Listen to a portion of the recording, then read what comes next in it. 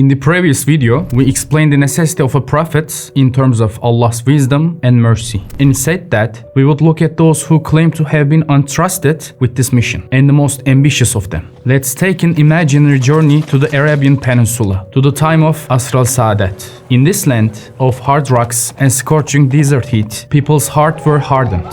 Cruelty, idolatry, and injustice became legitimate things to be practiced. Women are seen as property, girls are buried alive. Power is not in the right and the just, but the right is in the strong and the powerful. In the midst of such a society, we will look at a man who claimed to have been commissioned as a messenger by the Sultan of the palace of the universe, and who showed the greatness of his claim by making his name echo throughout the world in every century, from a simple man in the middle of a desert to Prophet Muhammad, peace be upon him.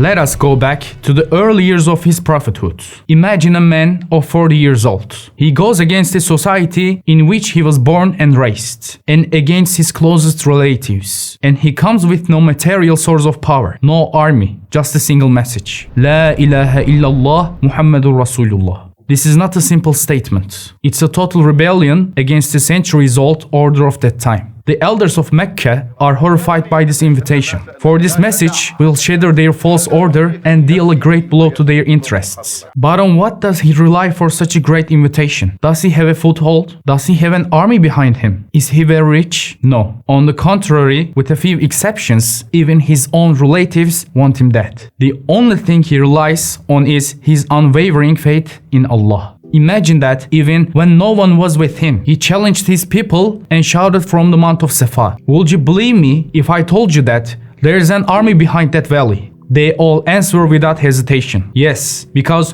we have never seen you lie. And then comes that historic sentence. Then know that I have been commissioned to warn you of a severe punishment. Think about it. Today, in the simplest of matters, a person may hesitate to object even to his closest circle, to take them against him. He, on the other hand, confronts his relatives, friends, and tens of people who trust him without any hesitation. He doesn't hesitate to turn his position in their eyes, and their love for him to its opposite. He takes such an irreversible step that no one would dare to take. So much so that polytheists of Mecca were so afraid of his call that they tried every means to silence this man, who was threatening their property, their positions, and even their lives with his claim. But he never backed down. Had it been money, fame, woman, when the Meccans offered him all these things, he wouldn't have shunned them, saying, even if you give me the sun in my right hand and the moon in my left hand, I will not turn back from this cause. Now, let us think about it. A man, out of the blue, takes on the people he loves and the people who love him, goes against all their beliefs and orders. They used to turn their love into hatred,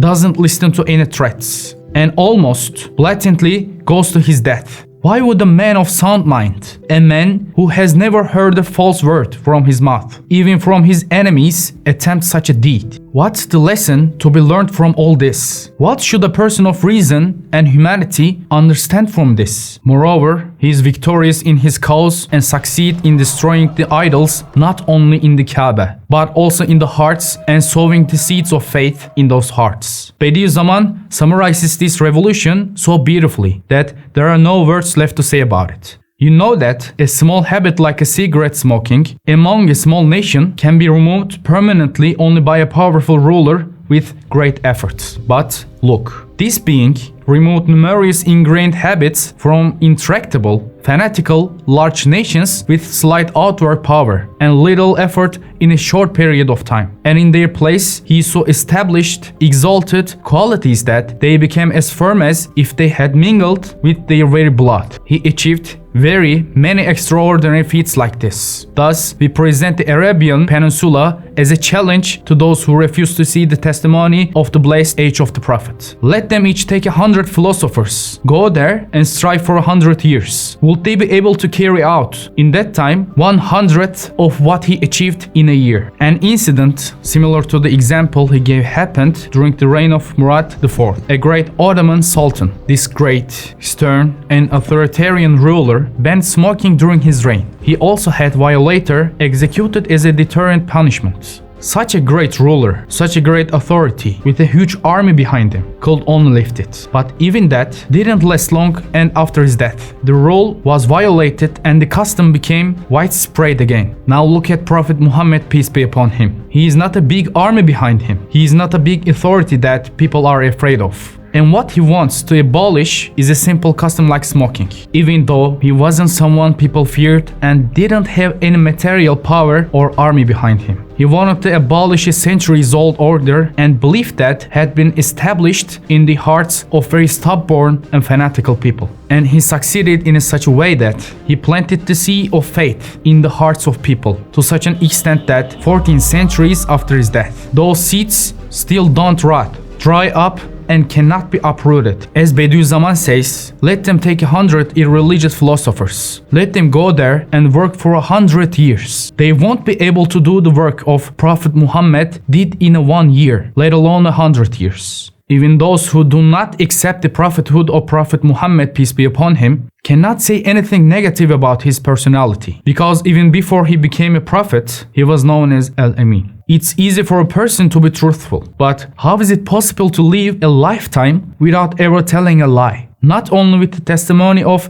a few people, but in front of the eyes of thousands of people. He was surrounded by companions who watched him like a camera. They pay attention to how he sits, how he gets up, which hand he eats with, which prayer he recites, when and how he smiles, where he enters and leaves with which food. And they report dozens of details, even in the simplest matters. If he showed the slightest lie or inconsistency, would it escape the notice of so many people, especially people of genius intelligence who lived among them or after them and believed in him, and for so long. How long does a lie last? Throughout history, lies have been exposed at some point, and their owners have been embraced. But the message of Prophet Muhammad, peace be upon him, has been echoing in the hearts of billions of people for centuries. Can a lie last this long? Can a firefly make itself look like a star to observant people for centuries? This claim is not so simple that its falsity is hidden. It's a claim that directly concerns humanity in every aspect and radically changed the established order and beliefs of most people that have come and gone over the years. Bediüzzaman expresses this issue as follows. People who resemble each other may imitate one another. People of the same nation look the same as one another. People who are close to one another in rank or status may impersonate one another and temporarily deceive people. But they cannot do so forever, for in any event, the falseness and artificiality in their behavior will show up their imposture to the observant, and their deception will not last. If the person who is attempting to imitate another under false pretenses is quite unlike them. For example, if an uneducated man wants to imitate in learning a genius like Ibn Sina or a shepherd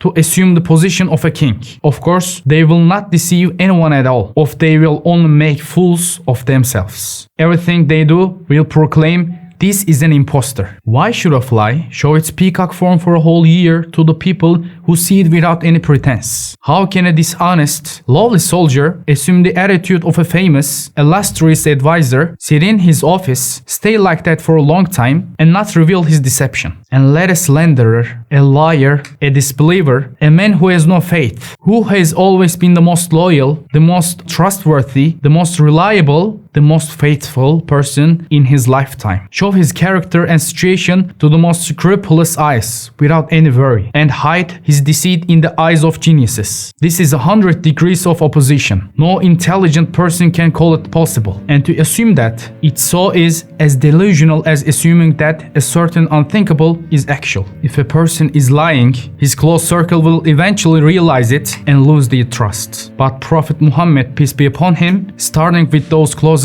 to him, created a line of loyalty that will continue throughout the ages. His companions believed in his truthfulness so much that they devoted themselves to him. May my mother, my father, and my life be sacrificed for you, O Rasulullah. Moreover, this love and sacrifice doesn't only remain with the companions, but continues throughout the centuries, even until today, preserving its purity. Can a lie generate so much affection and sacrifice and sustain it for centuries? If a person were a fraud, his life would last for a few years at most. However, the Prophet Muhammad, peace be upon him, was a prophet for 23 years. And during that time, he never ever compromised on the message he brought, never wavered or hesitated in the slightest. And this despite all the hardships, threats, and wars. Tens of thousands of companions who witnessed his truthfulness, and those who come after them have passed this truth down through the generations, each defending his cause at the cost of their lives. To not accept such a truth is to blatantly deny the truth. Yes, Prophet Muhammad, peace be upon him, is a prophet and the greatest messenger sent by Allah, the Sultan of the palace of this universe. Islam is like the sun. It cannot be extinguished by blowing.